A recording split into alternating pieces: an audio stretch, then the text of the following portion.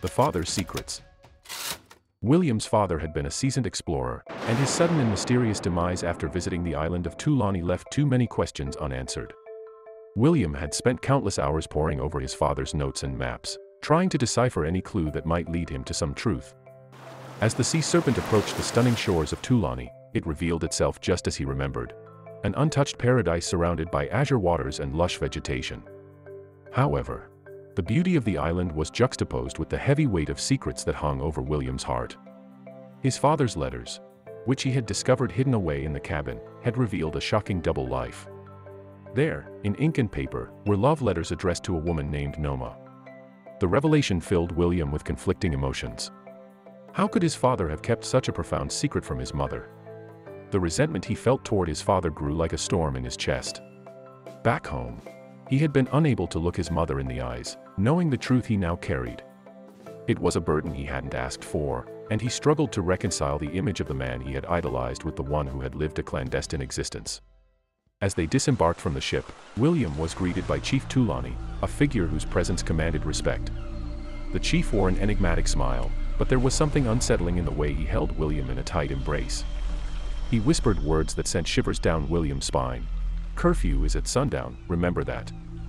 William managed to maintain his composure, replying with as much grace as he could muster, "Chief Tulani, it's always a pleasure to return to your beautiful island." He knew that this time, the chief's eyes would be on him, and he had to be extra cautious in his pursuit of answers. His first task was to find Noma, the woman who had featured prominently in his father's secret letters. With a forced smile, he turned to the chief, his voice steady. "Chief Tulani, could you please point me in the direction of where I can find Noma?" The chief let out an unexpected laugh, as if the request had amused him. He gestured to one of the men standing nearby and instructed him, "Take William to see Noma. She'll be pleased to meet you, I'm sure." As William followed the man into the heart of Tulani, he couldn't help but wonder what awaited him in the company of the mysterious woman who had captured his father's heart. Chapter 2, Noma. William followed the young man until he gestured that they had arrived. William spotted Noma outside her house, gracefully hanging clothes on the washing line. "Thank you," William said to the departing young man, who had already started making his way back. But when Noma turned and saw William standing there, her eyes locked onto his, and she approached with curiosity etched on her face. "Hello, can I help you?" she asked in a warm, welcoming tone. Noma was a captivating vision of beauty that left an indelible mark on William's senses. She had a physical appearance that was a reflection of the island's exotic beauty, a living embodiment of its secrets and allure. And as he gazed at her, he couldn't help but understand why she had left such an impression on his father. 4 months. William had rehearsed what he would say to this woman, but now that the moment was upon him, words failed him. He felt a lump in his throat, his thoughts scattering like leaves in the wind. It was only after a nervous stammer that he managed to introduce himself. "Hi, my name is William." A smile tugged at the corners of Noma's lips as recognition dawned on her. "Oh my God, William," she exclaimed and rushed forward to embrace him. The sudden warmth of her greeting caught him off guard, but there was genuine affection in her eyes. "Come and meet your siblings," Noma said, still holding his hand, and led him into the house. William's head was spinning as he followed her inside. He had never expected to find a family on this island. Inside the house, he was introduced to David and Grace, his half-brother and sister. They greeted him with enthusiastic hellos, their young voices filled with excitement. Overwhelmed by the unexpected turn of events, William's legs grew weak, and he hurriedly found the nearest chair to sit down before his strength gave out entirely. Noma's concern was palpable as she asked, "William, are you okay?" Sweating profusely and struggling to catch his breath, he managed to mumble, "I think I'm coming down with something." But deep down, it wasn't an illness that had him reeling. It was the revelation of this newfound family and the realization that his father's secrets had extended far beyond what he could have ever imagined. Chapter 3, A Cryptic Conversation. As William regained his composure, he took another sip of the water Noma had graciously provided, steadying his nerves. "Noma, please forgive me for coming into your home unannounced," he began, his voice filled with sincerity. "I've been grappling with the disappearance of my father, and I need your help." Noma's unease was evident as she shifted uncomfortably in her chair. It was clear to William that she knew something. With hesitation, Noma suggested, "Would you mind taking a walk with me?" They walked together in silence for a while, the sounds of the island's natural beauty serving as the backdrop to their conversation. Finally, Noma spoke, her voice tinged with caution. The walls have eyes and ears. William's curiosity deepened. The issue of Robert has gnawed at me for a while, she admitted. All I know is that he did not get onto the ship because he had disappeared the night before. Your father's obsession with the mysterious entities that surround the island had clearly not gone unnoticed. You mean the giants? William asked, needing confirmation. Noma's eyes filled with a mixture of fear and surprise. You know about them? She asked cautiously. Yes, William replied, remembering the towering figures he had seen along the beach on his previous visit. Noma hesitated for a moment, then spoke in a hushed but stern voice. Then you know, you should let this matter go. Determined to uncover the truth, William pressed on. Answer me this, Noma, he implored, his voice unwavering. Is my father still alive, and is he on this island? Noma responded, yes, I think so, she admitted, looking around cautiously. Look for a guy called Tino and tell him Noma sent you. With that, Noma abruptly changed her route, leaving William standing in the forest. The fading light of day reminded him of the curfew, and he knew he had to return to his crew before sunset. Chapter 4, A Glimpse of Hope. With determination burning within him, William had just one thing on his mind the next day: finding Tino and uncovering more about his father's whereabouts. It didn't take long for him to locate Tino, who seemed to have been waiting for him and already aware of his desperate quest. After exchanging pleasantries, Tino acknowledged the gravity of William's situation. Your father is probably in the factories or mines, Tino explained, his tone weighed down with somber realism. I can only arrange for a visitation for 5 minutes, tops. William was bewildered by the news. He had hoped that if his father were alive, he could be rescued and brought back with him. The idea of a brief visitation wasn't what he had envisioned, but he had to take whatever opportunity he could get. He nodded, accepting the limitations of the situation. Tino shook his head sympathetically. It will take me a day to find out his exact location on the island. People here are tight-lipped, and there are a lot of moving parts. Tomorrow morning, before you leave, I can take you to him. That's all I can do for you, as a favor to Noma. With a heavy heart, William understood that he had to be patient for just a little while longer. The anticipation of seeing his father, even for a minute, brought both hope and anxiety. He knew he had a duty to his crew in the ship, which was being prepared for loading that very night. The rest of the day was spent in the company of Noma and her children, a welcome distraction from the weight of the secrets and the impending meeting with his father. He found solace in their warm presence and the genuine sense of family that had suddenly entered his life.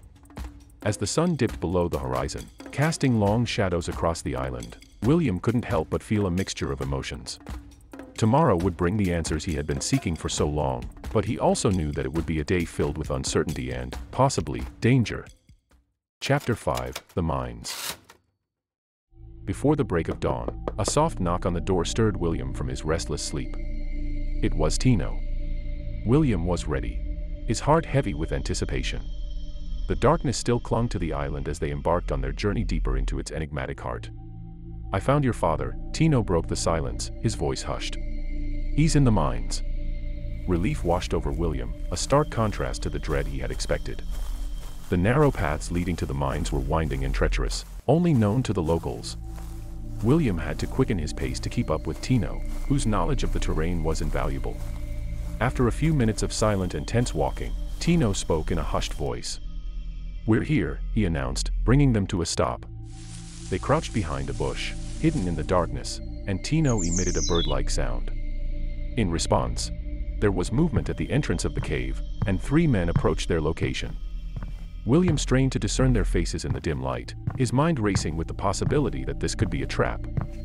Fear gripped him as he considered the chief and his guards possibly closing in on them to put him to work in the mines as well. But just as he was about to make a run for it, he saw the familiar face of his father emerging from the shadows. Tears welled up in his eyes, overwhelmed by the realization that he was standing before his father, a man he had feared he might never see again. In an instant, he leaped forward and embraced his father, both men overcome with emotion. Then, William noticed that his father's feet were bound in heavy chains. How is Marie and the girls? Robert, his father, asked desperately. They are well, they miss you dearly, William replied, his voice choked with emotion. 2 more minutes, one of the guards announced, and time seemed to stand still. You look well, William. You've grown a lot since I last saw you, Robert said, his voice filled with pride. I am proud of you, my son. William wanted to break down in tears at these words, but he knew he had to stay strong and commit every detail to memory. The guards had firearms at their hips, and approximately 2 guards were stationed at the cave entrance. The guards stood impressively tall, towering at least 7 feet, their muscular frame suggesting a lineage akin to that of giants. William needed more information and asked his father in French, a language native to Marie, his mother. How many guards are in there? Robert replied in French, I've counted about 10. They rotate every 6 hours. Are they all as tall and muscular? William asked. Yes, some are even more so, Robert replied, his voice tinged with a hint of sadness. English, one of the guards boomed impatiently. Time is up, the other guard announced, annoyed that they had spoken in a language foreign to them. Reluctantly, William and his father embraced. He watched as Robert was escorted back into the shadows of the cave, their brief reunion coming to an abrupt end. Chapter 6, The Sea Serpent. The sea serpent was fully loaded and ready to set sail. Before departing, he had made a stop at Noma's place to share the good news with her. Noma's joyful reaction was a welcome sight, and she embraced him in a warm, affectionate hug. As they held each other, William couldn't help but think that Noma gave great hugs, her bosom soft and cushiony against him. He chuckled to himself as he walked back to the ship, a sheepish smile spread across his face. Upon his return to the ship, he found Chief Thulani waiting to bid him farewell. William braced himself for their encounter, unsure of what to expect.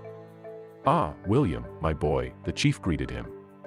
I'm glad you didn't interfere with the peace of the island this time around, the chief noted, his voice tinged with a sense of approval. William nodded in acknowledgement, keeping his true intentions close to his chest. The chief continued, his tone changing as he spoke. I see you've made acquaintance with Noma. She's a good woman. It's a shame what happened to your father. Those children are growing fast, and they need a strong male figure. The chief's hand settled on William's shoulder, and his words took a disturbing turn. Maybe I should pop by tonight and make sure they're okay. A wave of disgust washed over William, and he felt a burning anger rising within him. He wanted to punch the chief right in his smug face, a reaction that surprised even himself. As the chief, I am sure it is your responsibility to look after the widows and orphans in your community, William retorted, his voice firm and unwavering. The chief let out a genuine laugh, seemingly unfazed. I like you, William. You have your father's wit, he said, turning and walking back toward the island. As the sea serpent sailed further away from the enigmatic island of Tulani, William was left with countless questions that demanded answers. What were they mining in those dark, mysterious mines? What was being produced in those secretive factories?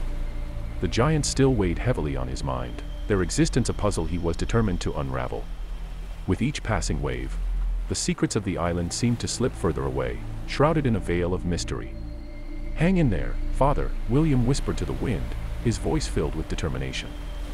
I will be back for you. Thank you for watching our story, The Father's Secrets, and we hope you enjoyed it. What lessons did you draw from this story? Share your thoughts with us in the comments below. Don't forget to subscribe and be part of the tribe. Thank you for watching The Tales of the Savannah. We will see you next time, in the Savannah.